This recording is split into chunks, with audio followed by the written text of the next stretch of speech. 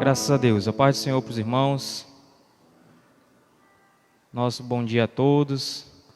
Vamos enviando aí o link da nossa live para os demais irmãos, para que eles cheguem para assistir a nossa aula. Nós vamos iniciar com oração. Logo após, a irmã Vânia estará louvando ao Senhor aqui com 2 louvores congregacionais, e nós estaremos dando início à nossa aula nesta manhã. Bendito Deus e Pai, mais uma vez, Senhor, nós oramos a Ti nesta manhã, Te rendemos graças, meu Deus, por esta rica oportunidade que o Senhor nos concede de estarmos na Tua casa mais uma vez, Senhor, aqui, mesmo, meu Pai, de forma online, Senhor, para transmitir a Tua palavra, meu Pai, que cada irmão, Senhor, que assistirá a esta live, seja edificado pela Tua palavra, Senhor, que o Senhor venha falar aos nossos corações nesta manhã. Nos usa mais uma vez, ó Pai, para transmitir ao Teu povo aquilo que o Senhor tem a falar com a Tua igreja, Senhor. Ser conosco nesta manhã, durante todo este dia, é o que nós Te pedimos em nome de Jesus e por fé Te agradecemos. Amém. A irmã Vânia estará louvando ao Senhor, e aí na sua casa abra sua harpa e também louve e exalte ao nome do Senhor.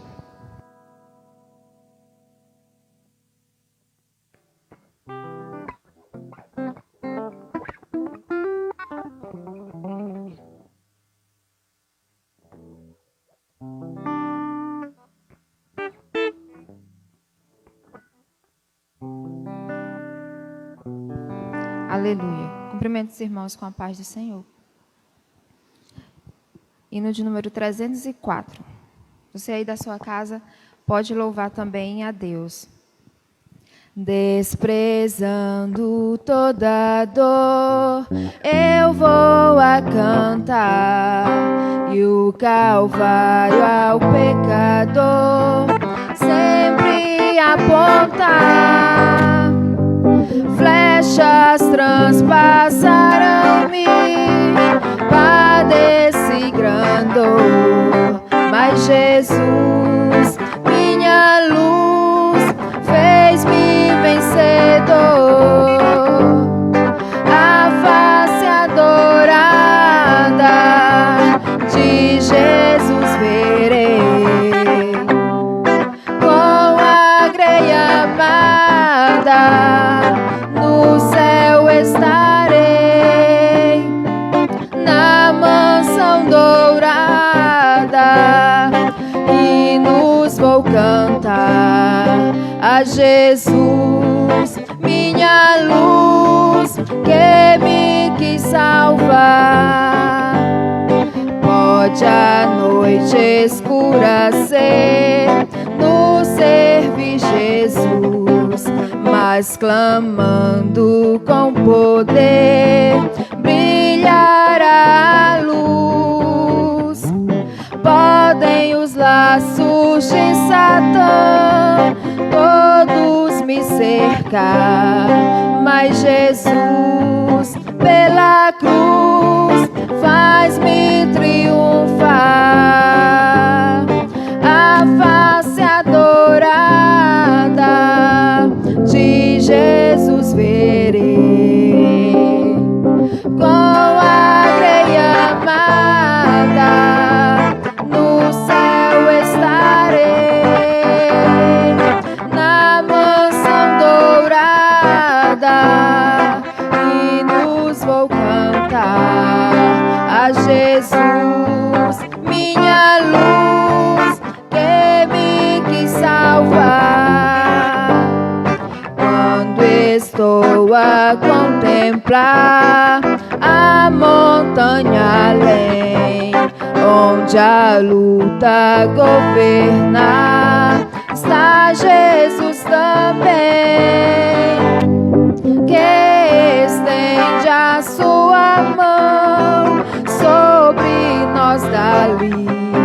Sei assim que por mim Cristo vela aqui, a face adorada de Jesus verei, com a greia amada no céu estarei, na mansão dourada, e nos vou cantar a Jesus, minha luz, que me quis salvar. Se entre as ondas estou sem luz, quase a perecer, meu piloto é Jesus, pode me valer. O meu barco guia bem pelo bravo mar. Sim, Jesus me conduz, posso sossegar. A face adorada de Jesus verei, com a greia amada no céu estarei, na mansão dourada, e nos vou cantar a Jesus, minha luz, que me quis salvar. Aleluia, glória a Deus.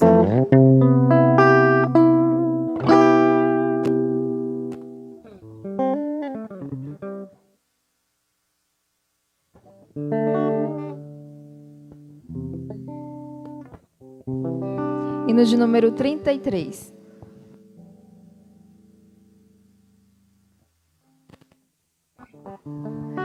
Com tua mão segura bem a minha, pois eu tão frágil sou, ó Salvador, que não me atrevo a dar nenhum só passo sem teu amparo, meu Jesus Senhor. Com tua mão segura bem a minha, e mais unido a ti, Jesus. Ó, traze-me, que nunca me desvie de ti, Senhor, a minha vida e luz. Com tua mão segura bem a minha, e pelo mundo alegre seguirei, mesmo onde as sombras caem mais escuras, teu rosto vendo, nada temerei. E se chegar à beira desse rio, que tu por mim quisesse atravessar, com tua mão segura bem a minha, e sobre a morte eu hei de triunfar. Quando voltares esses céus rompendo, segura bem a minha mão, Senhor. E meu Jesus, ó, leva-me contigo, para onde eu goze teu eterno amor. Aleluia, Jesus, amém.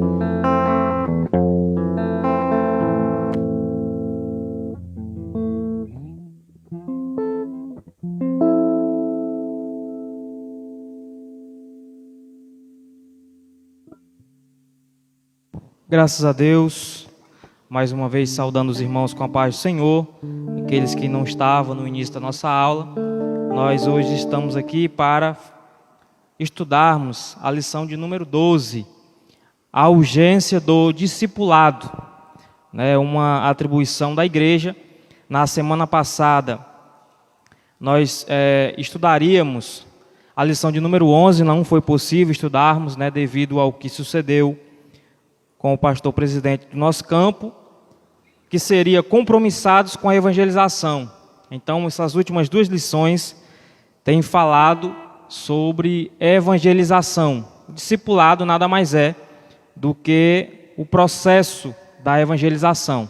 Nós pregamos o evangelho, anunciamos a salvação, mas há um serviço após isso, e muitas vezes nós, como Igreja do Senhor, nos gastamos tanto em evangelizar, em pregar a palavra, em ganhar almas, porque é o nosso papel como Igreja do Senhor, e às vezes nos esquecemos deste tão grande mandamento, que hoje nós veremos que também é um mandamento. O mandamento não é só ide e pregai o evangelho a toda criatura. Nós vamos ver hoje que o mandamento ele continua e diz, ensinando-os. Então, o discipulado faz parte, com certeza, deste processo da evangelização. A lição de número 12 tem por título a urgência do discipulado, 21 de março de 2021.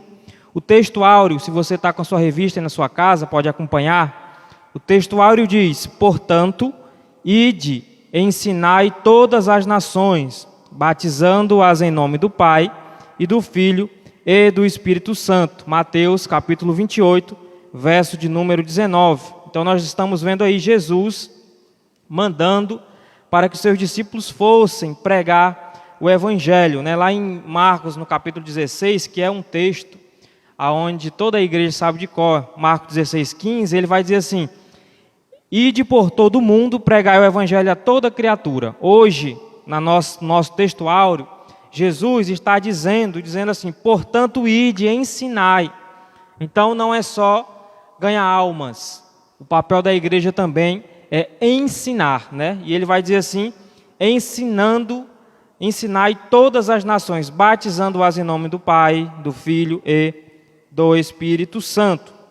A nossa verdade prática diz, chamamos de discipulado na fé o aprendizado de um discípulo por meio de seu mestre, na sua igreja, para ajudar a desenvolver o seu crescimento espiritual.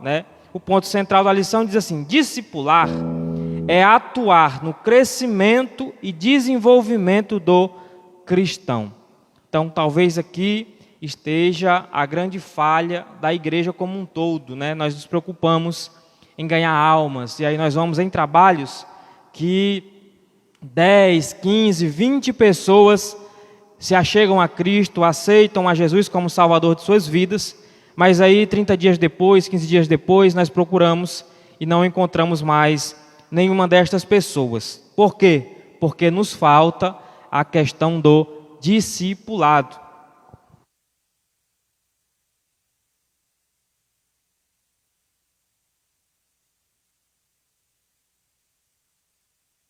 Então, a nossa leitura bíblica em classe se encontra em Mateus, capítulo 28, os versos 16 ao 20, e em Atos dos Apóstolos, capítulo 2, dos versos 42 ao 47.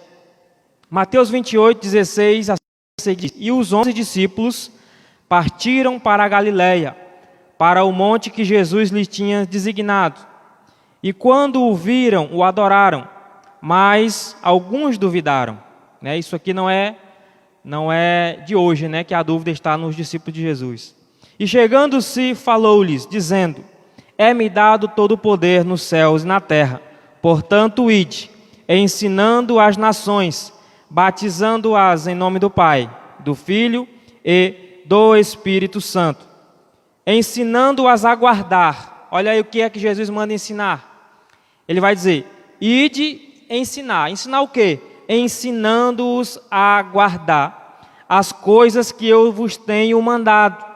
E eis que eu estou convosco todos os dias até a consumação dos séculos. Em outras palavras, Jesus está dizendo aos seus discípulos: vão ensinar para os demais aquilo que vocês aprenderam comigo. Isso é discipulado, né? É aprimorar, é formar o caráter, vamos usar a expressão, das crianças na fé. Aqueles recém-nascidos do Evangelho. Nosso papel como igreja é levar esses ensinamentos que um dia recebemos também e precisamos passar. Atos capítulo 2, versos 42 ao 47 diz: e perseveravam na doutrina dos apóstolos e na comunhão e no partir do pão e nas orações. Em cada alma havia temor, e muitas maravilhas e sinais se faziam pelos apóstolos. Olha aí, esse texto aqui, se nós fôssemos parar para meditar só na lição bíblica em classe aqui, leitura bíblica em classe, nós já passaríamos aqui a manhã toda, porque esse texto ele é maravilhoso, né? E aí o texto diz: em cada alma havia temor. E como em cada alma havia temor, aí ele vai e diz assim: e muitas maravilhas e sinais se faziam pelos apóstolos. Todos os que criam estavam juntos e tinham tudo em comum. Olha aí, né? A palavra está falando de união e unidade. União e unidade. Vendiam suas propriedades e fazendas e repartiam com todos, segundo cada um tinha necessidade. Segundo a necessidade de cada um. Então lá não tinha quem recebia mais, quem recebia menos. Não era por merecimento, né? Era por necessidade. E perseverando unânimes todos os dias no templo e partindo o pão em casa, comiam juntos com alegria e singeleza de coração, louvando a Deus e caindo na graça de todo o povo. E todos os dias acrescentava o Senhor à igreja aqueles que se haviam de salvar. Então, quando nós lemos Atos do 42 ao 47, nós entendemos que quem acrescenta as almas à igreja é Deus. Mas para que essas almas se acheguem à presença do Senhor e façam parte deste povo que vai morar no céu, olha só o que a igreja fazia, né? Vivia em união, cada um fazia a sua parte, não tinha maior, não tinha menor, não era um evangelho meritocrático, que aquele que faz mais, que merece mais, tem mais, não. Vivia em união e em unidade. Então, nós vamos aqui já entrar na nossa lição. Os irmãos aí que estão nos ouvindo, creio, me confirmem aí como que está o áudio. Eu dei uma conferida e estava bom, mas eu não sei como está. Os irmãos podem colocar aí nos comentários se estão conseguindo nos ouvir bem. Nós já vamos para a nossa lição, que tem como objetivo geral, o objetivo geral da lição é esclarecer a urgência do discipulado. Ou seja, o discipulado é urgente. Assim como ganhar almas é urgente, como eu disse no início, ganhar almas sem discipulado é enxugar gelo. Podemos dizer assim: se eu prego o evangelho, ganho almas para Deus, mas não tem quem discipule, eu estou enxugando gelo. Em outras palavras, eu estou correndo atrás do vento, né? Mas ela também, a nossa lição, tem 3 objetivos específicos. O primeiro ponto vai conceituar o discipulado. Então, o primeiro ponto da nossa lição vai conceituar a palavra discípulo, a palavra discipulado. No segundo ponto, nós vamos elencar o tripé do discipulado. Qual é esse tripé? Palavra, comunhão e serviço.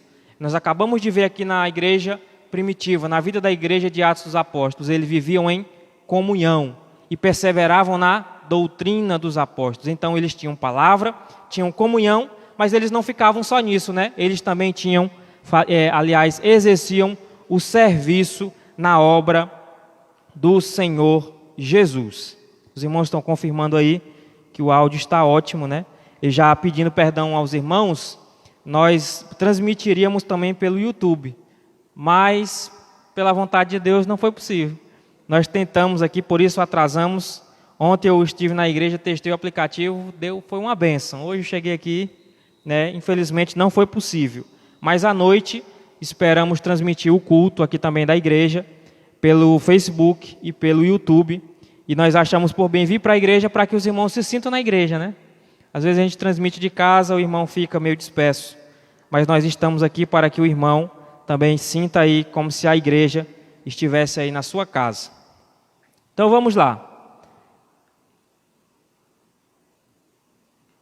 Vamos aqui para a nossa introdução.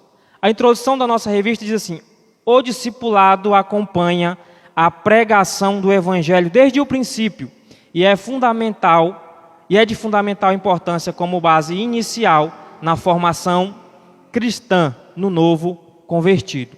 Então, o discipulado ele acompanha a pregação do Evangelho, é o que nós dissemos. Se eu prego e não discipulo, eu não estou fazendo lá muita coisa, né? O primeiro ponto da nossa lição, ele vai falar o que é discipulado. Então nós vamos aqui tentar conceituar os irmãos, o que é discipulado. O que é essa palavra, o que significa esta palavra tão falada, né? Embora muitas vezes não exercida, mas muito falada no nosso meio. Então, o termo discipulado vem de discípulo, né? Que significa aprendiz, aluno ou seguidor. Então, quando nós estamos falando que nós precisamos discipular as pessoas, nós estamos dizendo que nós precisamos fazer alunos, aprendizes e seguidores de Cristo. E quando eu falo seguidor de Cristo, não estou falando apenas desses seguidores que acompanham por curiosidade, que acompanham por necessidade, mas pessoas que seguem todos os passos de Cristo. E o que é seguir todos os passos de Cristo? Realizar, fazer as mesmas obras que Cristo fez. Por isso que ele vai dizer: ide, ensinai todas as nações, ensina-os a guardar tudo quanto eu vos ordenei. Então, discipulado é isso, é fazer aprendiz, fazer discípulos, seguidores. No primeiro parágrafo do nosso primeiro ponto, nós vamos ver o que é discípulo. Então, o termo se aplica com frequência nos evangelhos aos seguidores de Jesus. Disso segue o discipulado, ensino para ser seguido, ensino para ser seguidor de Cristo, ou seja, é o ensino bíblico básico para o novo convertido desenvolver-se espiritualmente. Então, o que é o discipulado? É ensinar este mais novo discípulo, né, porque o discípulo, esse discipulado, é o processo para que alguém se torne seguidor de Cristo. Então, é no discipulado que é o processo para que ele se torne discípulo, né? Então, o discipulado é este processo de ensino. Trata-se de instruções que abrangem vários aspectos da vida na área espiritual, emocional e social.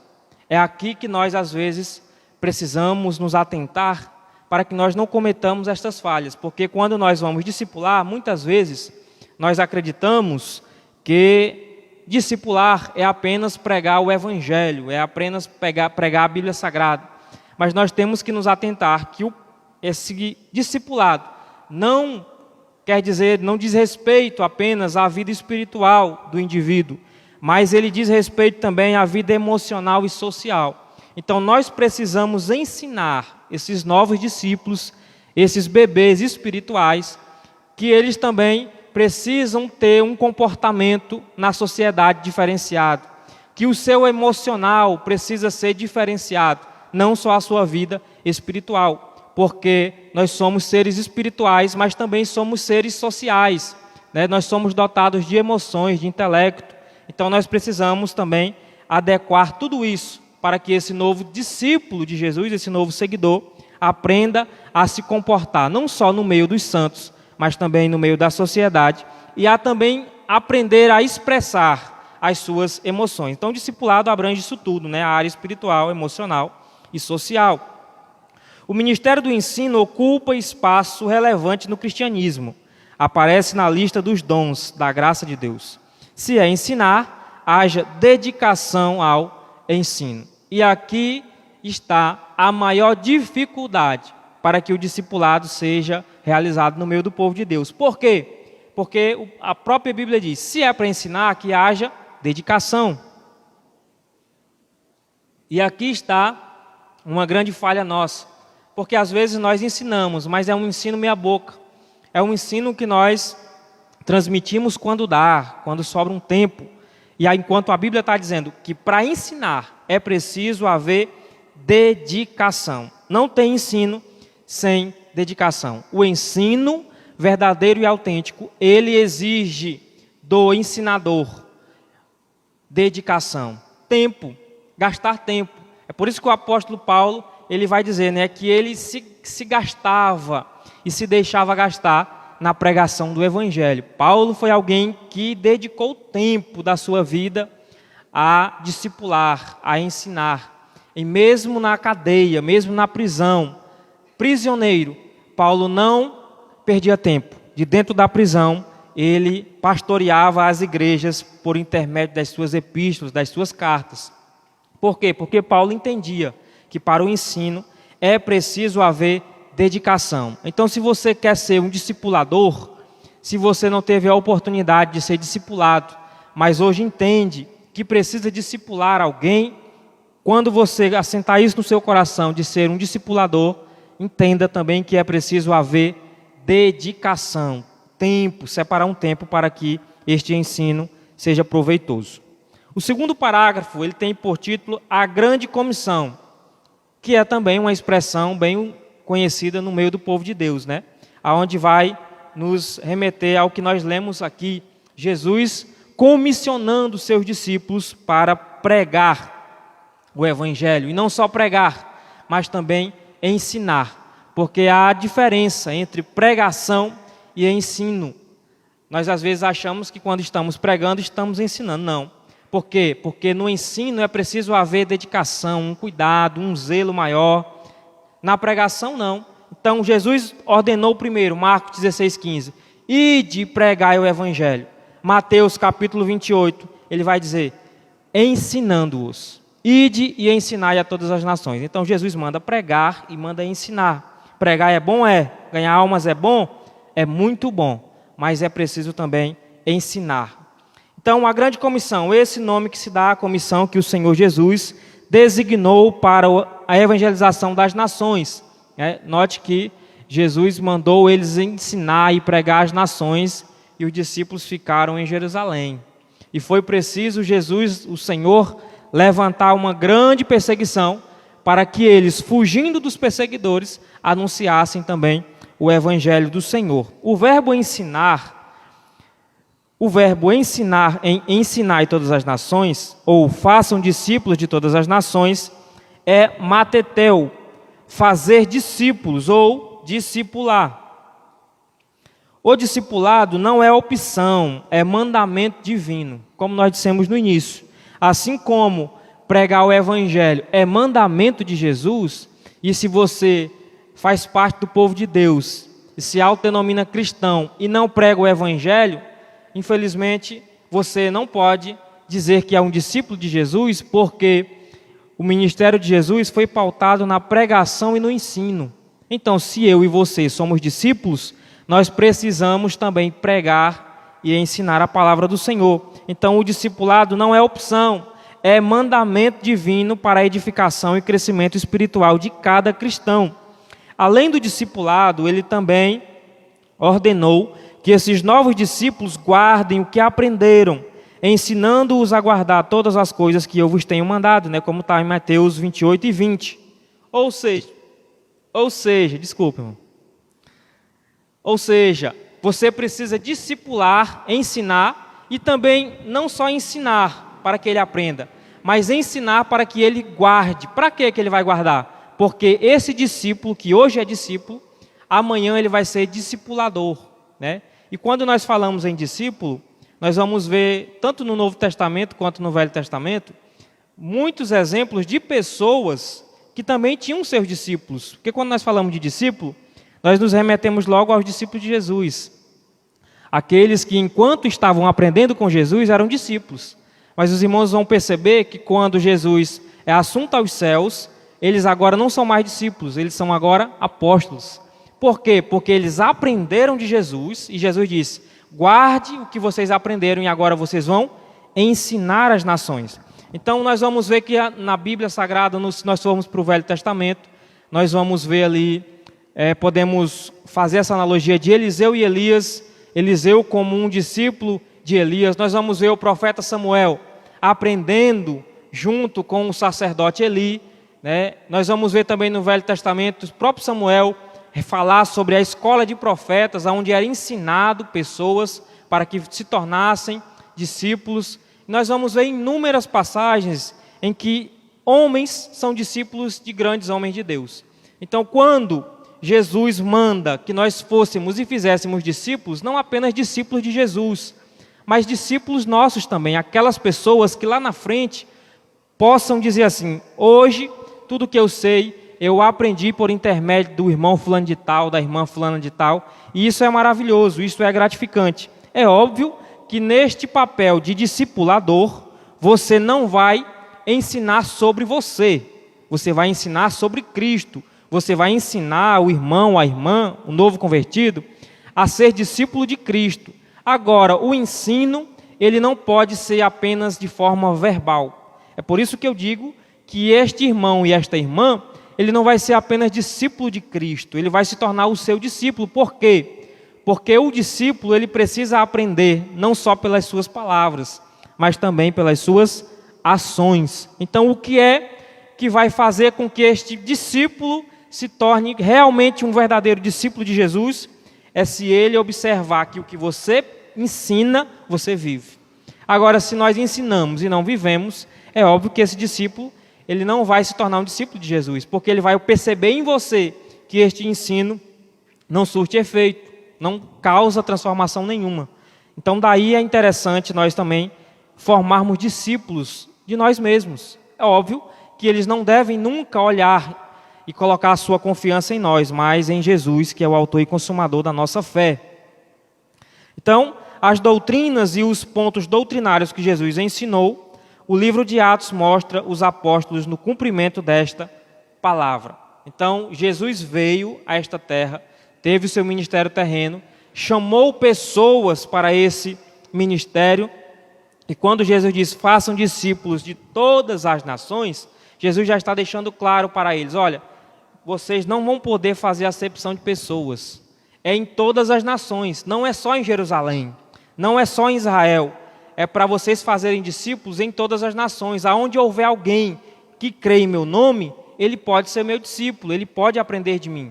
E nós vamos ver Jesus fazendo isso até na sua chamada dos seus discípulos. E Jesus vai chamar não apenas judeus, Jesus vai chamar aquelas pessoas também que eram tidas como traidores da sociedade. Se nós olharmos para a vida de Mateus, do evangelista Mateus, que quando é chamado por Jesus, ele é Levi, e nós vamos ver que ele era o quê? Ele era um publicano. E os irmãos são sabedores que os publicanos, eles eram colocados pelos judeus no mesmo grupo dos assassinos, dos homicidas, das prostitutas. Por quê? Porque o publicano, ele era tido como um traidor do povo de Deus, como aquele que colhia imposto para o império, mas durante este recolhimento dos impostos, ele colocava também a sua taxa em cima. Então ele roubava as pessoas. Na mente dos judeus, o publicano, ele era um traidor dos judeus. E Jesus, para exemplificar que o evangelho é para todos que creem nele, ele passa por Mateus e diz, segue-me. Ele era um publicano. Jesus poderia ter passado por ele e feito vista grossa, como os fariseus faziam. Mas Jesus passou por ele e falou, segue-me. E o que ele faz? Deixa tudo e segue Jesus. Ele tinha um cargo que todos queriam, um cargo de destaque. Ele trabalhava para o Império Romano, mas ele deixa tudo de lado para seguir a Jesus Cristo. E nós vamos ver também Simão Zelote, que é chamado por Jesus e segue Jesus. Quem eram os zelotes? Eram pessoas que acreditavam que tudo que acontecia de ruim era por causa do Império Romano. Então eram pessoas também que eram um pouco complicadas, chamados zelotes. E Jesus chamou Simão Zelote e ele também seguiu Jesus. Então o evangelho é para todos. Então nós não podemos fazer acepção de pessoas, porque o evangelho é para ser pregado e ensinado a todas as nações e a todos os povos. Esta é a grande comissão. Grande por quê? Porque é pesado? Não. Grande porque é um privilégio. Então quando esta expressão fala grande comissão, e às vezes nós achamos que este grande quer dizer que é um cargo muito pesado, é um fardo pesado para se levar, pregar o evangelho. Não, este grande aqui simboliza um privilégio, se constitui um privilégio para nós, igreja do Senhor, a anunciarmos o Evangelho e discipularmos as pessoas que creem nesta palavra e creem neste Evangelho. Terceiro parágrafo do primeiro ponto. A educação cristã. A doutrina dos apóstolos está dentro do corpo doutrinário que Jesus ensinou aos seus discípulos durante o seu ministério terreno e que depois o Espírito Santo se encarregou de orientá-los. Então, quando lá em Atos vai dizer que eles perseveravam na doutrina dos apóstolos, está falando dos ensinamentos de Jesus. Os apóstolos não criaram uma doutrina para si e saíram pregando, não. Note que Jesus falou o quê? Guarde o que vocês receberam de mim e vocês vão ensinar o que vocês receberam. Então, esta doutrina dos apóstolos era aquilo que eles haviam recebido de Jesus durante o ministério de Jesus aqui nesta terra. E aquilo que nós devemos transmitir, aquilo que nós devemos ensinar, não é apenas as nossas experiências de vida, não é contar o que você passou, não é contar o que deu certo com você, é pregar o que Jesus deixou. Lógico que respeitando, né? Jesus, no tempo que esteve aqui nesta terra, ele encontrou várias culturas. E nós vamos ver também na Bíblia Sagrada, o apóstolo Paulo, quando ele começa o seu ministério de pregação do Evangelho, ele vai se deparar com várias culturas. Por que eu estou falando isso? Porque eu já ouvi irmãos dizendo que nós devemos respeitar a cultura dos outros. Se eles acreditam nisso, acreditam naquilo, nós não podemos mexer nisso, devemos ficar calados. Se nós olharmos para a Bíblia Sagrada, nós vamos ver que sempre houve este respeito da cultura de determinado grupo social, mas nunca foi calado a pregação do Evangelho. O apóstolo Paulo, ele chega em Éfeso para pregar a palavra do Senhor, e Éfeso é uma cidade idólatra, é uma cidade voltada a ídolos. Havia ali mágicos, havia ali adivinhos, várias pessoas que deturpavam a palavra do Senhor. O apóstolo Paulo não chegou atacando, mas ele não se calou. Ele chegou pregando a palavra do Senhor, a verdade bíblica. Então nós precisamos também pregar a palavra do Senhor aonde nós passarmos, sem nos preocuparmos se são ateus, se são hereges, o que é que eles são. Óbvio que você não vai atacar, mas você não pode, nós como igreja, não podemos nos calar diante dessas culturas aí fora que vão de encontro à palavra do Senhor. Jesus falou e ensinou sobre tudo isso e muito mais, como uma teologia prática e ética, aquilo que o cristão deve praticar no seu dia a dia. O ensino nesse contexto pode se referir também aos cursos de teologia. Nós estávamos com a igreja da Guimar Maza numa sequência de estudos sobre ética cristã, porque nós temos percebido que muito do mau comportamento dos cristãos é por falta do conhecimento do código ético cristão. Porque todo e qualquer grupo social, ele tem um código de ética. E às vezes nós cristãos não nos preocupamos com o nosso código de ética para aprendermos a nos comportar, como eu já disse, não só na igreja, mas lá fora, na faculdade, no trabalho, no meio da família, porque até no meio da sua família, que não é cristã, você precisa saber como deve se comportar para em tudo glorificar e exaltar o nome do Senhor. Então aqui nós encerramos o primeiro ponto da nossa lição. Os irmãos, aguardem aí, irmãos, não vão se cansar de mim não, viu? Nós vamos já terminar. A síntese desse primeiro ponto diz: o vocábulo discípulo no Novo Testamento carrega consigo a ideia de seguidor de Jesus Cristo. E como eu disse, seguidor não é apenas aquele que segue, acompanha atrás. Seguidor, biblicamente, é aquele que segue todos os passos, anda como ele andou, faz o que ele fez, se comporta como ele se comportou. Isto é seguidor. Não é o seguidor que você tem na sua rede social, que está lá apenas, ele curte o que você posta, ele está lá para olhar o que você está fazendo. Então, os seguidores hoje das redes sociais são pessoas que estão por curiosidade ou por conveniência, por uma das duas. Mas o seguidor de Cristo, o discípulo do Senhor Jesus, ele precisa seguir todos os passos que Jesus seguiu aqui nesta terra. Então, segundo ponto da nossa lição. Está compreendendo aí, irmãos? Os irmãos aí do Facebook? Está ficando claro? Se eu estiver falando muito rápido, os irmãos vão me dizendo aí que nós vamos nos adequando aqui, tá bom? Segundo ponto da nossa lição vai falar sobre o tripé do discipulado. Então, o discipulado É óbvio que tem mais algumas outras coisas, mas o pastor Ezequiel Soares vai abordar esse tripé do discipulado, que é a palavra, a comunhão e o serviço.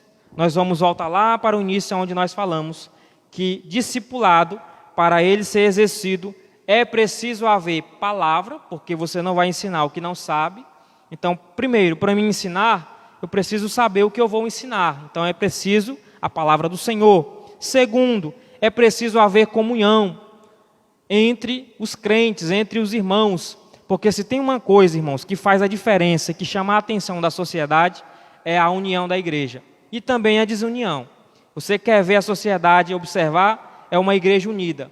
Mas também ela não deixa de perceber uma igreja desunida. Então nós precisamos, como igreja do Senhor, ter palavra, ter comunhão e também serviço. Ou seja, eu sou crente, eu sou um crente Bíblia. Eu sou um crente que sou cheio de amor. Eu amo os meus irmãos, eu tenho comunhão com a igreja e com Deus. Mas na hora de trabalhar, irmão, aí não é comigo não, aí é para outro, porque eu fui chamado, e já vi irmão dizendo assim, eu fui chamado para o ministério da intercessão. E só, o meu papel é só orar. Queridos, nós somos chamados para fazer a obra do Senhor. Deus não vai mandar do céu o seu batalhão de anjos para realizar a obra aqui. Foi para isso que Ele nos chamou, que Ele nos salvou, que Ele deixou a palavra do Senhor à nossa disposição, que nós temos cultos de ensino, temos escola bíblica dominical. Para quê? Para que a igreja aprenda. E quando ela aprender, ela vai perceber que ela precisa também trabalhar. O cristão não foi chamado para ficar sentado no banco. Ele foi chamado para trabalhar. É o ministério do serviço. Então nós vamos ver aqui nesse segundo ponto, esse tripé do discipulado, né? Palavra, comunhão e serviço. Essa trilogia, palavra, comunhão e serviço, era a marca da igreja de Jerusalém logo após o Pentecostes. Após Atos 2, aonde o Espírito Santo desce sobre aqueles que estão reunidos ali, né, no cenáculo, e enche a todos, e eles saem dali, nós começamos a observar isso. Agora Pedro, cheio do Espírito Santo, né, revestido de poder e de autoridade, aquele pescador, inculto, sem cultura nenhuma, mas começa a pregar, e nós vamos ver ali que muitas pessoas se convertem ao Evangelho. Por quê? Porque ele estava cheio do Espírito Santo, porque ele estava pregando a palavra e ele também estava realizando o serviço para o qual ele foi chamado. Ele foi chamado para ser discípulo e agora ele era apóstolo. O que é um apóstolo? É aquele que transmite, né, o ensinamento, aquele que prega a palavra do Senhor.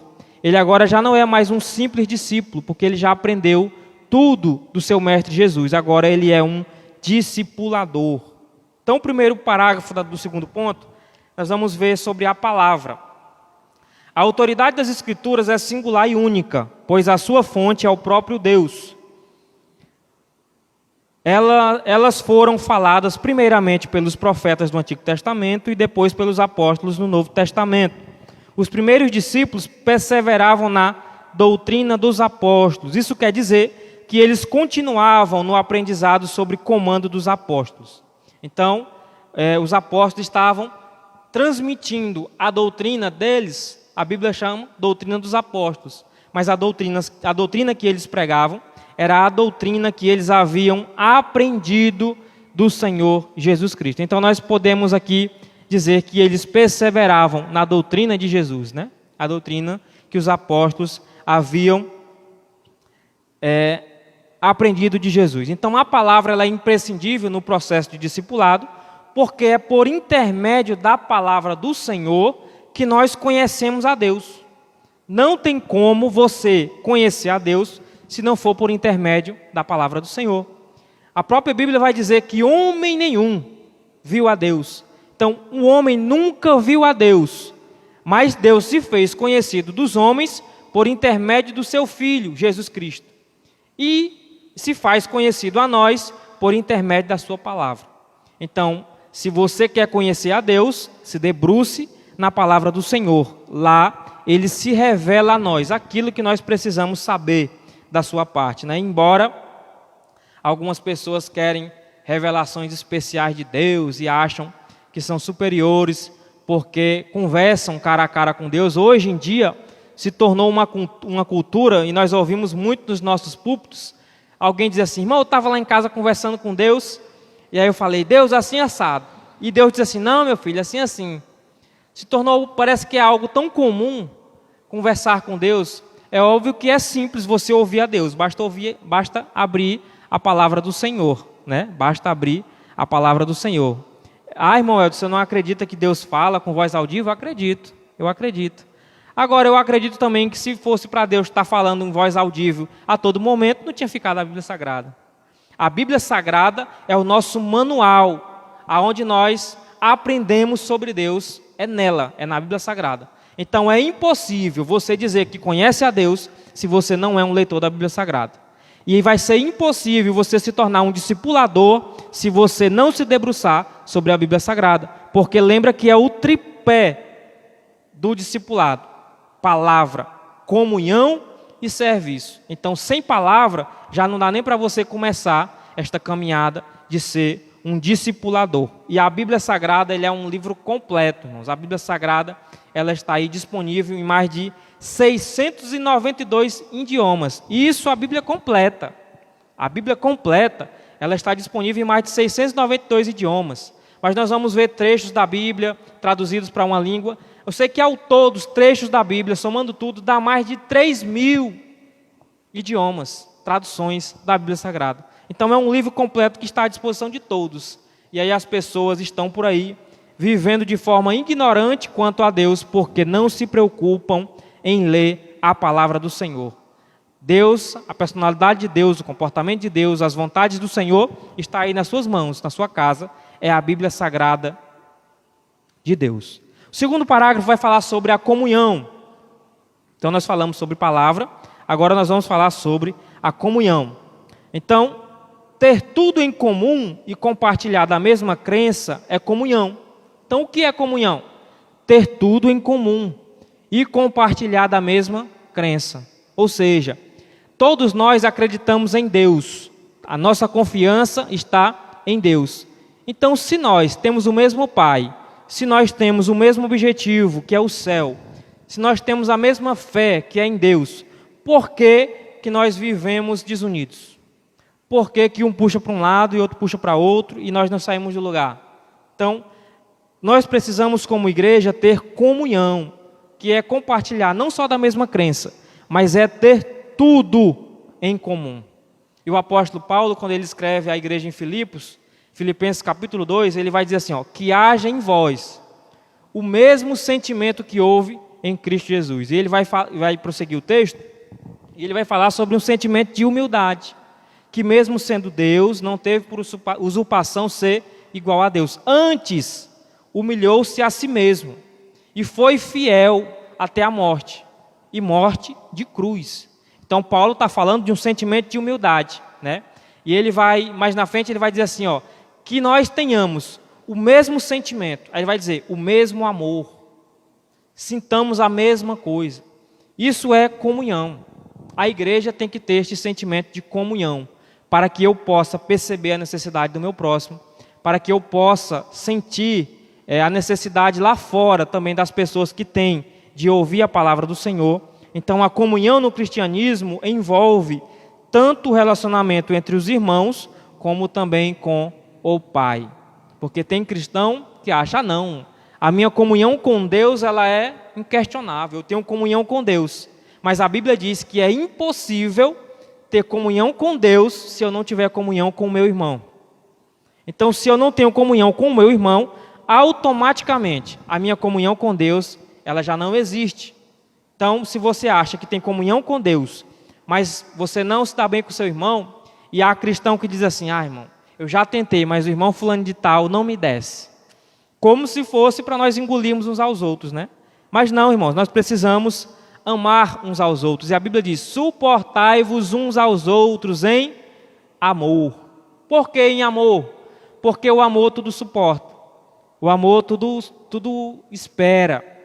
O amor tudo crê. O amor vence tudo. Então é por isso que nós devemos suportar em amor. Sem amor não há comunhão. E quando o apóstolo João, nas suas epístolas, ele diz assim, aquele que não ama não conhece a Deus, porque Deus é amor, Pronto, ele já diz tudo. Se eu conheço a Deus, eu amo. Então, se eu não amo, eu não conheço a Deus. Então, se o amor não está no meu coração, eu não posso dizer que conheço a Deus. E como é que nasce esse amor? Através do conhecimento de Deus. E como é que eu conheço Deus? A palavra do Senhor. Então, só há comunhão aonde tem palavra. Por isso que é um tripé. E por isso que é uma ordem cronológica. Primeiro, entra a palavra de Deus. Quando eu conheço a palavra, eu tenho comunhão. E quando eu tenho comunhão, essa comunhão ela precisa ser com a igreja e também com Deus. Não é impossível ter comunhão só com a igreja e é impossível ter comunhão só com Deus. Comunhão é com Deus e com os irmãos. O terceiro parágrafo diz assim: a comunhão na igreja de Jerusalém. E eu vou ler só a parte final do parágrafo que diz assim: todos os crentes tinham o mesmo propósito, a mesma esperança, servindo ao mesmo Senhor. Nós já falamos aqui, já fomos bem enfáticos sobre a comunhão. O que é ter comunhão? É ter o mesmo propósito, a mesma esperança. Mas não ficar só nisso, precisamos servir ao mesmo Senhor.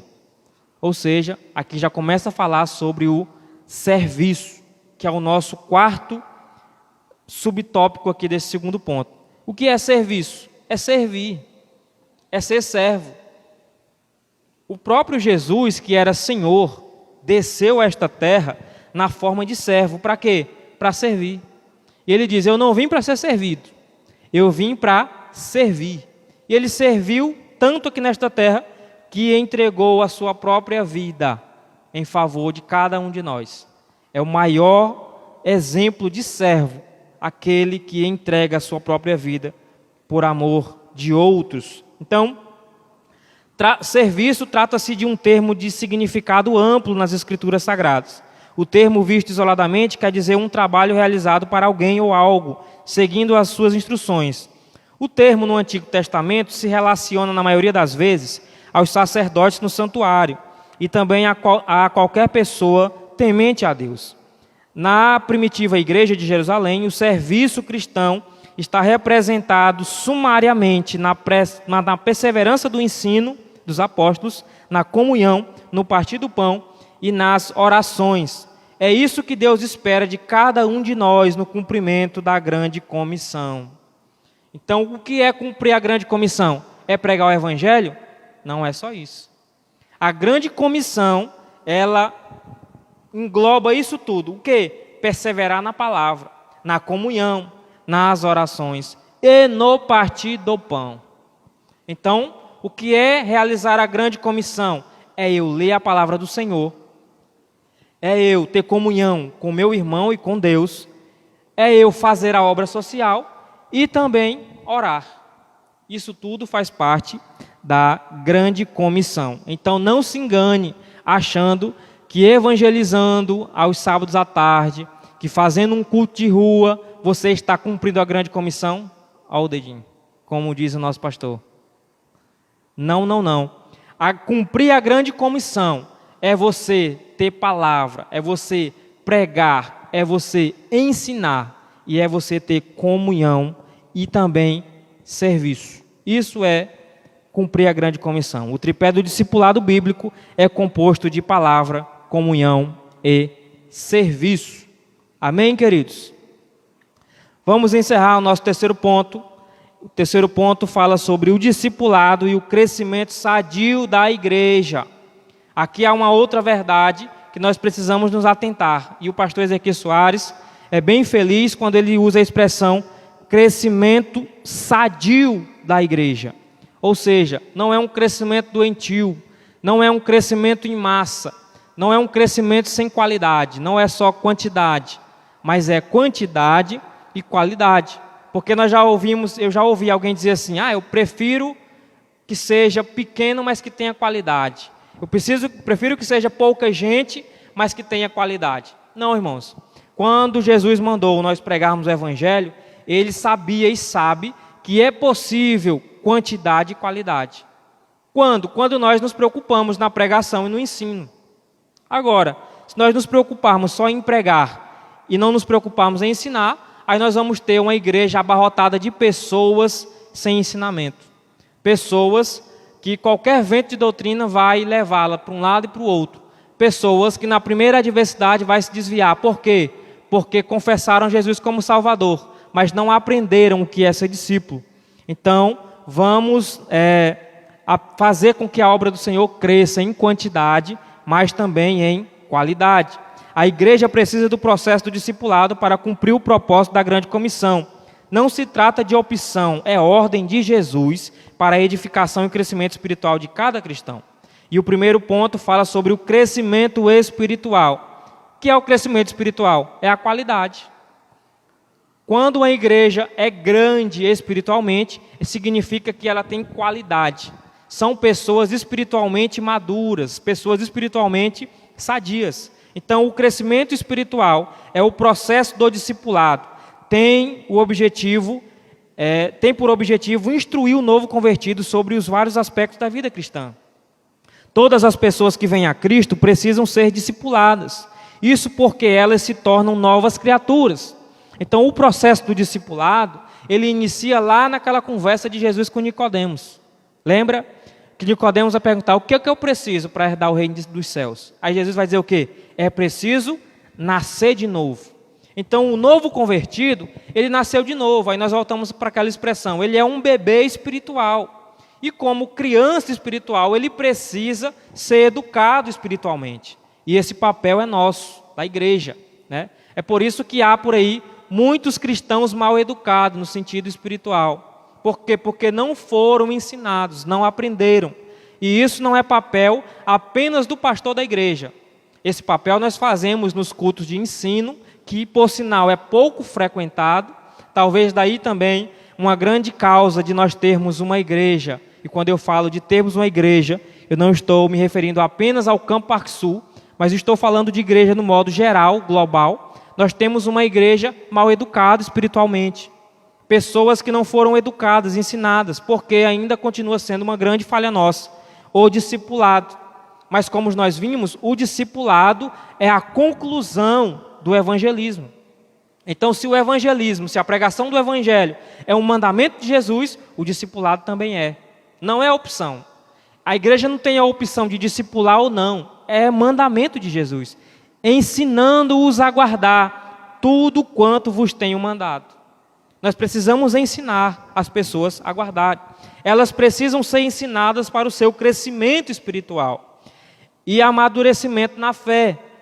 Crescei na graça e conhecimento do nosso Senhor e Salvador Jesus Cristo. É o que Pedro vai dizer na sua segunda carta, no capítulo 3. Esse é o crescimento espiritual sadio. É um crescimento sadio. É onde a igreja é madura espiritualmente, né? E esse crescimento, irmãos, ele é progressivo. Lembra que o escritor ele vai dizer, se eu não estou enganado, se não me falha a memória, em Hebreus, se não me falha, ele vai dizer assim, que pelo tempo vocês já eram para ser mestres, mas ainda precisam tomar leite. Por quê? Porque nós temos uma geração de crentes que tem 10 anos de crente, mas quando nós vamos fazer uma análise da vida espiritual, parece que ele nasceu ontem. Cristãos que qualquer palavra fere eles, cristãos que não pode pisar no seu pé, cristão que você não pode falar uma palavra mais dura, que você não pode olhar ele dos pés à cabeça, que ele já se desvia, mas tem 10 anos de igreja, tem 20 anos de igreja. Então o que é que nós aprendemos? Que estar na igreja não significa dizer que eu estou crescendo espiritualmente, porque só tem uma maneira de eu crescer espiritualmente, é mediante a palavra do Senhor. Então você quer amadurecer espiritualmente, observe a palavra de Deus, participe dos cultos de ensino, participe da escola bíblica dominical. É aí que você é alimentado e aí o seu espírito se fortalece. Mas, infelizmente, nós temos uma geração de cristãos que gostam de participar dos cultos de domingo à noite, que é um culto para nós evangelizarmos, não é um culto para aprendermos. O culto de ensino é quinta, é quarta, é domingo pela manhã na escola bíblica dominical, mas infelizmente esses trabalhos ainda continuam desfalcados. Por isso, enquanto esses trabalhos de ensino continuarem desfalcados, nós vamos ter pessoas sem ensino e incapacitadas para ensinar. Então, nós concluímos o quê? Que se a grande falha da nossa igreja é o discipulado, é porque também esta igreja não tem sido ensinada. Na verdade, não é que ela não tem sido ensinada, ela não tem buscado o ensino, porque o ensino está à disposição. Toda semana nós temos cultos de ensino, temos escola bíblica dominical, mas e aí, cadê as pessoas, né? Nós temos aqui quase 300 membros no nosso campo. Olha aí na nossa live quantas pessoas tem, 28. E os demais?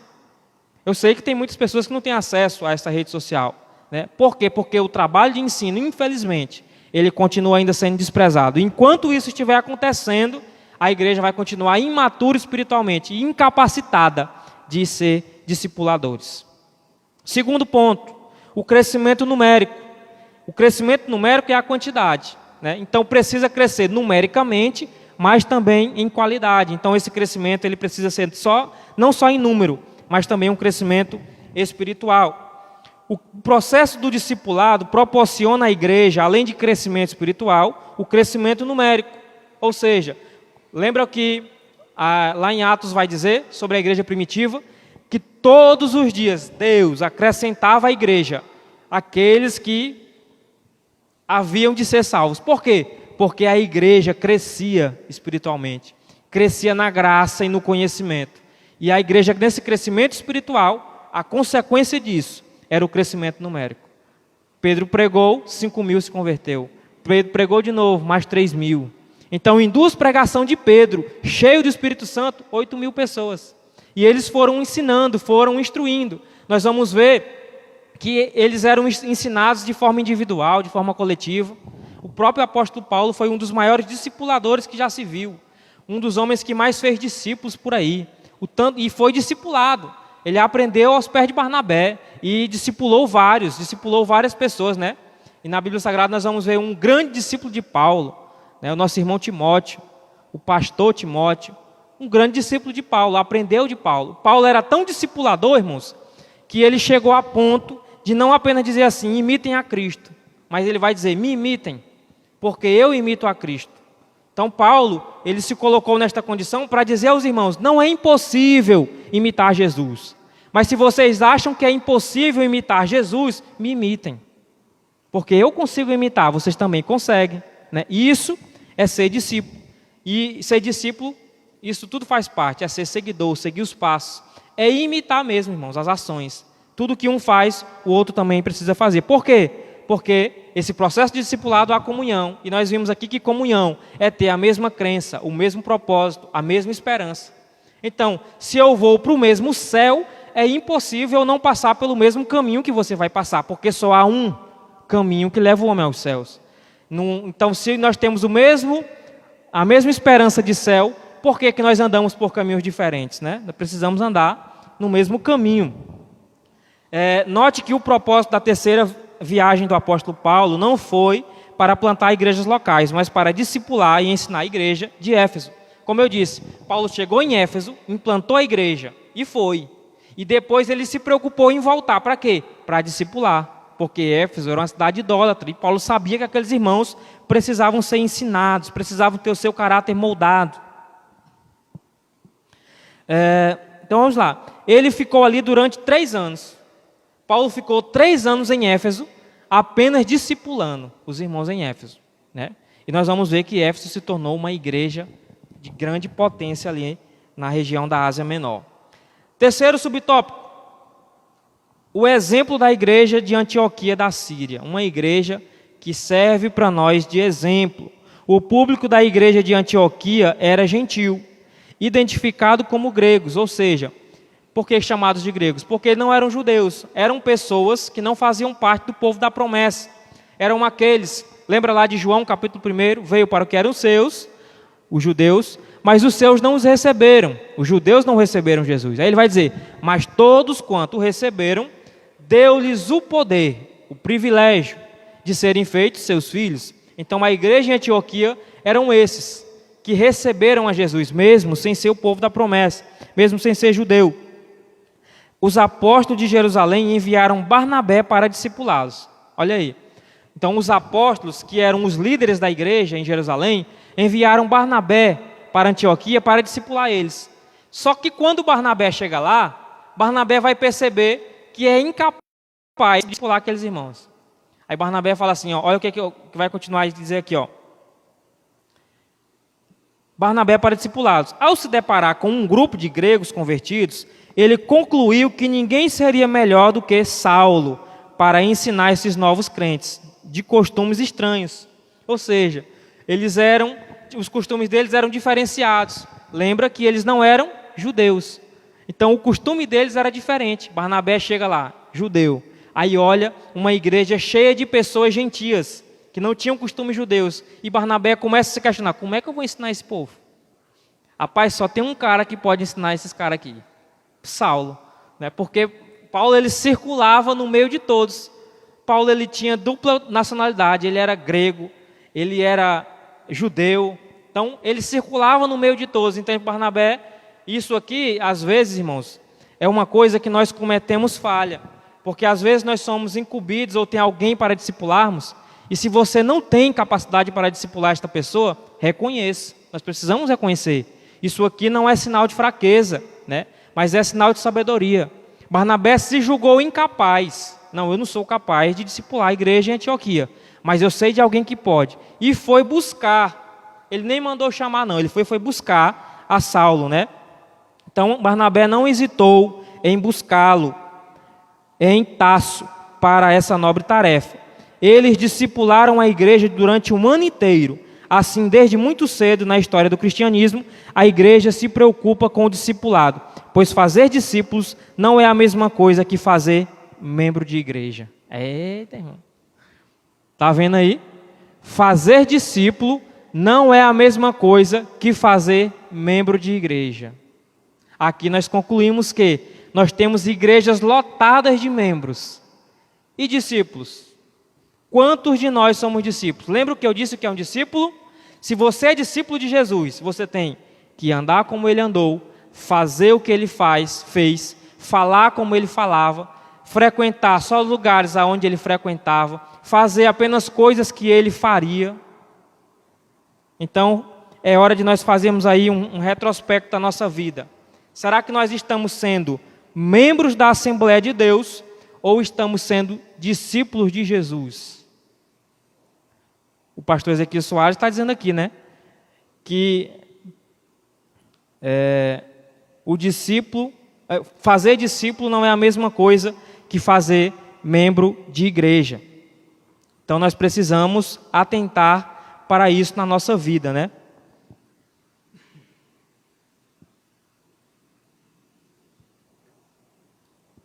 O síntese do subtópico 3 diz assim: o verdadeiro discipulado contribui para o crescimento espiritual e numérico da igreja.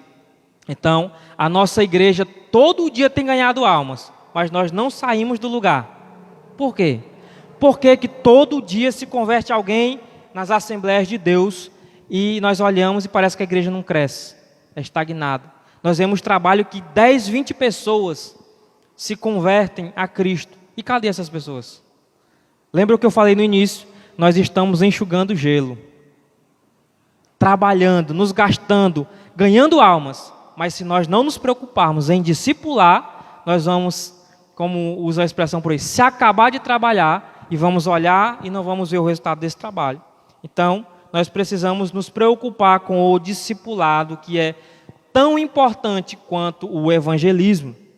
Vamos para a nossa conclusão, para nós encerrarmos a nossa aula. Diz assim: Deus tem interesse no bem-estar social e espiritual do ser humano. Isso vale para a igreja e para a sociedade. A educação com base nos princípios cristãos é importante, porque além dos valores espirituais, contribui na construção de uma sociedade civilizada. A base dos valores morais e espirituais é a Bíblia Sagrada. Então, o tripé do discipulado, ele continua sendo palavra, comunhão e serviço. A Bíblia Sagrada ela é tão importante que a nossa Constituição Federal brasileira é pautada na Bíblia Sagrada. Por que matar na nossa Constituição é crime? Porque lá em Êxodo 20, Deus disse ao povo: não matarás. Por que roubar na nossa Constituição Federal é crime? Porque Deus disse ao povo, não furtarás. Então, a Constituição do Brasil, que é uma lei feita por homens, é baseada na Bíblia. Então, os gentios, os incrédulos, respeitam a palavra do Senhor. E muitas vezes nós, que dizemos que vivemos uma vida pautada por esta palavra, nós negligenciamos. Ela está falando conosco todos os dias e nós continuamos a negligenciar. Então, nós como igreja, queridos, eu conclamo a você que gosta de evangelizar, que também se adeque e se prepare para se tornar um discipulador. Não seja apenas um ganhador de almas, mas também aprenda a discipular, a ensinar, não só com palavras, mas com atitudes, né? Este ensino, ele não pode ser apenas verbal, ele precisa ser também percebido aos olhos. Eu devo viver aquilo que nós ensinamos e pregamos. Amém, meus irmãos? Espero que os irmãos tenham aprendido, assim como eu também aprendi nesta manhã, que tão importante quanto evangelizar é o discipular. Então vamos aprender a discipular. Ali no Dagmar Maza, nós temos um grupo de irmãos lá, maravilhosos, que esse trabalho do discipulado, irmãos, ele é tão importante que também não pode ser de qualquer forma. E como nós vimos aqui, não é errado você reconhecer que não pode e passar para quem pode. Barnabé reconheceu que não podia fazer em Antioquia, foi buscar a Saulo, né, para que fizesse o trabalho. E nós ali temos um grupo de irmãos que tem evangelizado. Nesse tempo de pandemia, as irmãs discipulam por intermédio de rede social, fazem videochamadas. O importante é que a obra não para. E já tem alguns irmãos que já foram formados, né? Eu lembro que antigamente nós fazíamos classe de discipulado, os irmãos recebiam certificados. Por quê?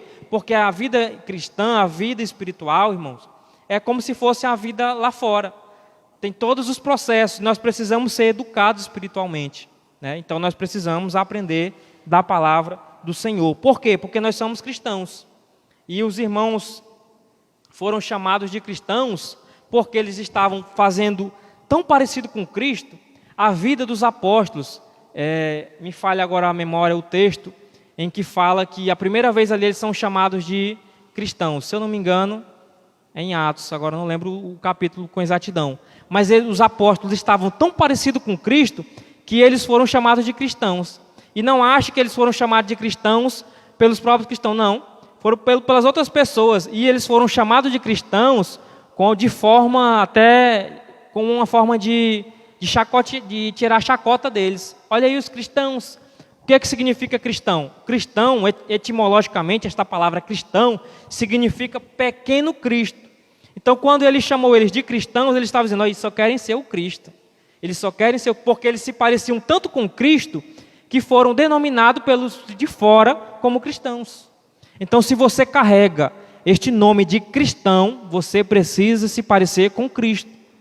Mas se nós olharmos hoje para a vida da igreja, nós conseguimos enxergar Cristo? Olharmos para a nossa vida, nós conseguimos enxergar Cristo? Se você se olhar no espelho, você consegue enxergar a imagem de Cristo? É manhã de reflexão. Nós somos cristãos e como cristãos precisamos imitar o nosso Cristo. Precisamos imitar o nosso Mestre, porque cristãos, discípulos de Jesus. Amém? Graças a Deus, já me alonguei demais. Que os irmãos continuem crescendo na graça e no conhecimento do Senhor. Semana que vem nós temos a lição de número 13, né? Já vai ser a nossa última lição, não é isso? Semana que vem já é a nossa última lição. E tem por título, voltados os olhos para a bendita esperança. Qual é a nossa bendita esperança? O arrebatamento da igreja, a vida eterna com Cristo. Então, nós estamos estudando nesse trimestre sobre o verdadeiro pentecostalismo. E se o pastor Ezequiel Soares fala do verdadeiro, como eu sempre digo nas aulas, é porque existe um falso. Então nós precisamos fazer uma análise. O pentecostalismo que nós estamos vivendo é o verdadeiro ou é o falso? Nós precisamos atentar para isso, né? E ele fala sobre a atualidade da doutrina bíblica, sobre a atuação do Espírito Santo. O Espírito Santo continua atuando nas nossas vidas. E não só atuando nas nossas vidas, atuando em nós, porque Ele habita em mim e habita em você. Você é templo e morada do Espírito Santo de Deus. O apóstolo Paulo disse, né? Ou vocês não sabem que são templo e morada do Espírito Santo de Deus. Então precisamos nos comportar desta forma. Deus abençoe a todos os irmãos. Deus abençoe a irmã Carla, a irmã Luciana, a outra Luciana, né? São as duas Lucianas e a irmã Carla que nos concederam esta oportunidade de estar transmitindo a aula aos irmãos.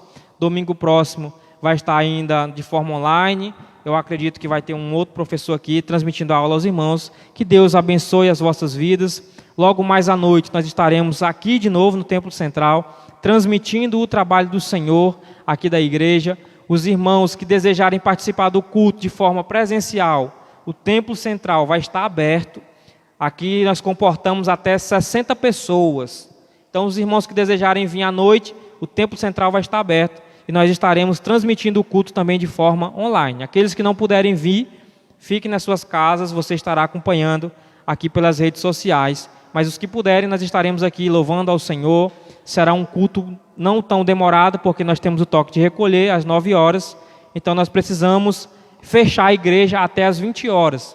Então será o culto de 1 hora mais ou menos. Os irmãos que puderem vir, a partir das 18h30 nós já estaremos por aqui preparando tudo para transmitir o trabalho aos irmãos. E os que desejarem vir cultuar, vocês têm liberdade para vir, tá bom, irmãos? Vamos orar encerrando essa parte. Mais uma vez agradecendo aos irmãos, agradeço aqui o irmão Jean, que esteve conosco aqui também fazendo devocional, a irmã Vânia. Logo após aqui encerrar a aula, a irmã Vânia vai cantar mais um louvor e nós estaremos encerrando a nossa live, tá bom? Oremos, irmãos. Bendito Deus e querido Pai, mais uma vez nós oramos a Ti, Senhor, nesta manhã. Nós Te rendemos graças por esses momentos especiais aqui na Tua casa, meu Pai, aonde aprendemos mais da Tua palavra, meu Deus. Eu Te louvo pela vida de cada irmão que está no seu lar, meu Deus, sendo abençoado através dessa transmissão, Senhor. Que estas verdades que nós aprendemos aqui nesta manhã, meu Pai, fiquem guardadas nos nossos corações, ó Deus, e que nós venhamos transmitir aquilo que nós temos recebido da Tua parte, Senhor, e que além de discípulos do Senhor, nós nos tornemos também discipuladores, meu Pai, ensinando a pessoas a serem discípulas e também discipuladores, para que assim o Teu reino continue crescendo, não só em quantidade, meu Deus, mas também em qualidade. Que a Tua igreja esteja, meu Pai, madura espiritualmente e resistente às adversidades da vida, Senhor. Que os nossos pés estejam firmados sobre a rocha e que nenhum vento, nenhuma tempestade, ó Senhor, venha nos separar de Ti, venha nos distanciar da Tua presença. Mas continua abençoando a Tua igreja, fortalecendo os fracos, consolando aqueles que choram, meu Pai, levantando aqueles que se encontram caídos, ó Pai, que o Teu nome continue sendo glorificado, Senhor. Sê conosco durante todo este dia, abençoa os trabalhos logo mais à noite, abençoa o trabalho amanhã, Senhor, que seja uma semana abençoada e nós tenhamos uma semana na Tua presença, meu Pai, e que tudo o que façamos seja para o Teu louvor e para a Tua glória. Em nome de Jesus que nós te oramos e por fé te agradecemos. Amém e amém. A irmã Vânia vai estar louvando ao Senhor e logo após este louvor nós estaremos encerrando a nossa live. Paz do Senhor, os irmãos.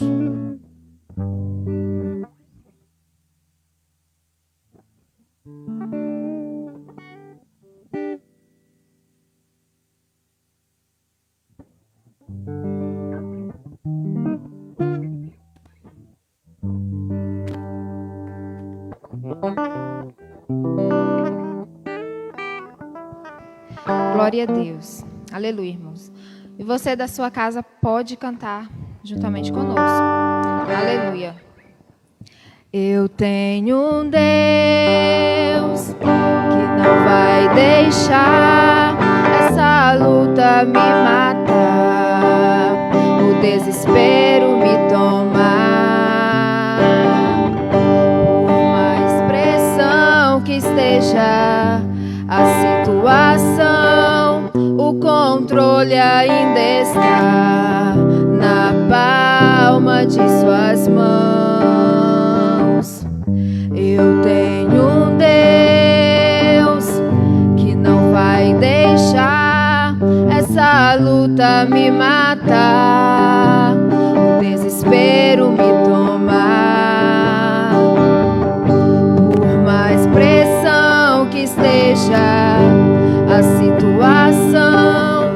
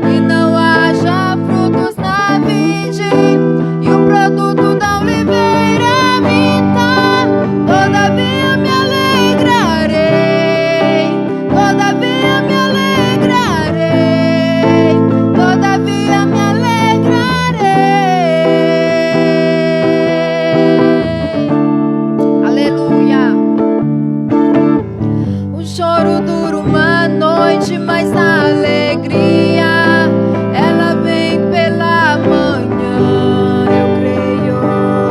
Eu creio. O choro dura uma noite, mas a alegria ela vem pela manhã. Eu creio.